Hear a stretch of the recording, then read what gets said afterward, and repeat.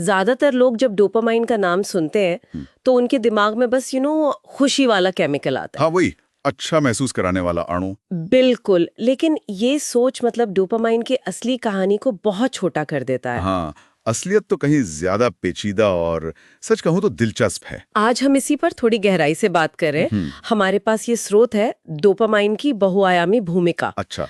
और हमारा मकसद है डोपामाइन के कई किरदारों को समझना, जैसे ये हमें मोटिवेट कैसे करता है। हाँ, और सीखने में कैसे मदद करता है। बिल्कुल। और हमारी हरकतें, हमारा मूवमेंट कैसे कंट्रोल होता है, और यहाँ तक के हमारे इमोशंस भी। ये सारे बहुत जरूरी फंक्शंस हैं। और ये याद रखना भी जरूरी है कि ये सिर्फ एक केमिकल मैसेंजर नहीं, एक हार्मोन भी है। सही कहा, दोहरे भूमिका है इसकी। हम देखेंगे कि ये सिर्फ इनाम के पीछे नहीं भागता, बल्कि हमें नुकसान से बचाने में भी इसकी एक भूमिका है ना? बिल्कुल, ये एक बहुत आम धारणा है कि डोपामाइन बस हमें अच्छी चीजों की तरफ खींचता है। हाँ। लेकिन नॉर्थ वेस्टर्न यूनिवर्सिटी का एक ताजा 2025 का अध्ययन इस सोच को पलट देता है। अच्छा, कैसे? ये दिखाता है कि दिमाग का एक खास हिस्सा है न्यूक्लियस अकम्बेंस। हाँ, सुना है, इनाम और प्रेरणा का सेंटर। वही तो, वहां डोपामाइन सिग्नल असल में हमें बुरे नतीजों से बचने में मदद करते हैं। ओह, मतलब ये हमें बताता है कि खतरा जाना पहचाना है या एकदम नया। हाँ बिल्कुल, ये अंदाजा लगाने और अप्रत्याशित खतरों में फर्क करने में मदद करता है। तो ये सिर्फ इनाम की चाहत नहीं, बल्कि खतरे से बचाव का भी सिस्टम है। वाह, ये बात तो सोचने वाली है। मतलब डोपामाइन सिर्फ गाजर नहीं दिखाता, बल्कि छड़ी से बचने में भी मदद करता है। कह सकते हैं। और क्या ये भूमिका सीखने और जैसे माहौल में ढलने से भी जुड़ी है? हाँ हाँ, यहीं पर इसकी भूमिका और भी ज्यादा अहम हो जाती है। MIT का एक शोध है, वो बताता है कि हमारे दिमाग के इमोशनल कंट्रोल सेंटर यानी एमिगडाला में डोपामाइन एक बहुत जरूरी काम करता है। क्या काम? जिसे फियर एक्सटिंक्शन कहते हैं, डर को भूलना। डर को भूलना मतलब? आसान भाषा में, जब कोई खतरा कम हो जाता है या टल जाता है तो डोपामाइन हमें उस डर को एक तरह से अनलर्न करने में, भूलने में मदद करता है। अच्छा, तो इसका मतलब है कि अगर खतरा टल भी जाए और डोपामाइन ठीक से काम ना करे तो वो डर बना रह सकता है। बिल्कुल। क्या इसीलिए कुछ लोगों को चिंता या पुरानी तकलीफ देह यादों जैसे PTSD में उनसे उभरने में ज्यादा मुश्किल होती है? बिल्कुल सही पकड़ा। इसे ऐसे समझे, एमिगडाला के अलग अलग हिस्से डोपामाइन का इस्तेमाल थोड़ा अलग तरह से करते हैं। एक हिस्सा है पोस्टीरियर बेसोलैटरल एमिगडाला, वहां डोपामाइन सुरक्षा के सिग्नल सीखने में मदद करता है। ठीक है। जबकि दूसरे हिस्से एंटीरियर रीजन में इसकी कम सक्रियता पुराने डरों को शांत रखने में मदद करती है। तो ये एक तरह का बैलेंस है। हाँ बिल्कुल, जब इस सिस्टम में तालमेल बिगड़ता है तो जोखिम और इनाम के बीच संतुलन बनाना मुश्किल हो जाता है। और वहीं से फिर चिंता या PTSD जैसी समस्याएं शुरू हो सकती हैं। हाँ, ये उनकी जड़ बन सकता है।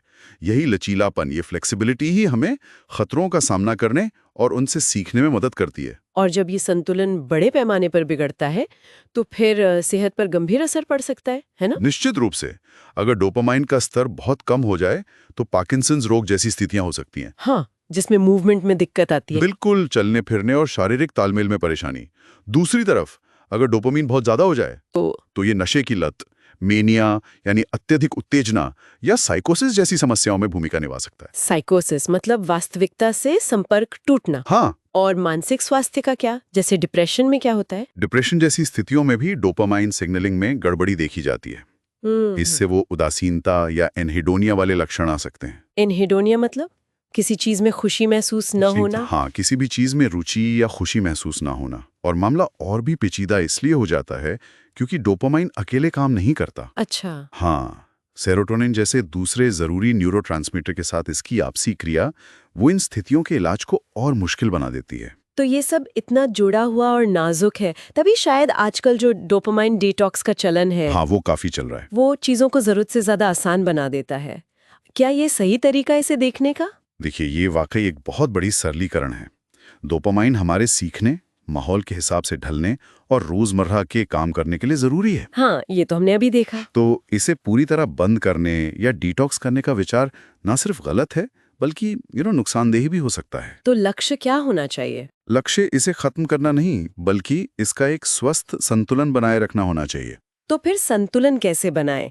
क्या इसके कुछ प्राकृतिक तरीके हैं? हाँ, स्रोत में भी इसका जिक्र है। इसे संतुलित रखने के लिए कुछ चीजें मददगार हो सकती हैं। जैसे कि जैसे सही खाना, टायरोसिन नाम का अमीनो एसिड जरूरी है। टायरोसिन, वो किस में मिलता है? वो चिकन, मछली, बादाम, एवोकाडो जैसी चीजों में होता है। ये डोपामाइन बनाने में मदद करता है। अच्छा, और? नियमित कसरत, फिजिकल एक्टिविटी से डोपामाइन का स्तर बेहतर हो सकता है। ठीक है। पूरी नींद लेना, शरीर की जो सर्कैडियन लय है, सोने जागने का चक्र, उसे बनाए रखना जरूरी है। हाँ, नींद तो बहुत जरूरी है। और माइंडफुलनेस भी, जैसे ध्यान लगाना, योग करना या सिर्फ सुकून देने वाला संगीत सुनना, ये भी डोपामाइन संतुलन में मदद कर सकता है। ये तो करने लायक चीजें हैं।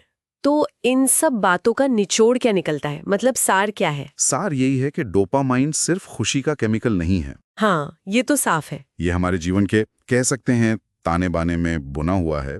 ये तय करता है कि हम चुनौतियों का सामना कैसे करते हैं, नई चीजें कैसे सीखते हैं, यादें कैसे बनाते हैं। बिल्कुल, और अपना मानसिक संतुलन कैसे बनाए रखते हैं। हाँ, और इसकी इन गहरी भूमिकाओं को समझना, जैसे वो डर को भूलना सिखाना या हमारी हरकतों को कंट्रोल करना। हाँ, इन सूक्ष्म भूमिकाओं को समझना बहुत जरूरी है। क्यों जरूरी है? क्योंकि इसी समझ से हम कई तरह के विकारों का बेहतर इलाज ढूंढ सकते हैं और अपनी जिंदगी की क्वालिटी सुधार सकते हैं। कुंजी संतुलन में है, उसके अभाव में नहीं। तो आखिर में सोचने के लिए एक सवाल छोड़ जाते हैं सबके लिए। हाँ। डोपामाइन की इन जटिल भूमिकाओं की ये गहरी समझ हमारे मानसिक स्वास्थ्य, हमारी रोजमर्रा की आदतों या यहाँ तक कि लत जैसी चीजों के प्रति हमारे नजरिए को कैसे बदल सकती है, खासकर जब हम एक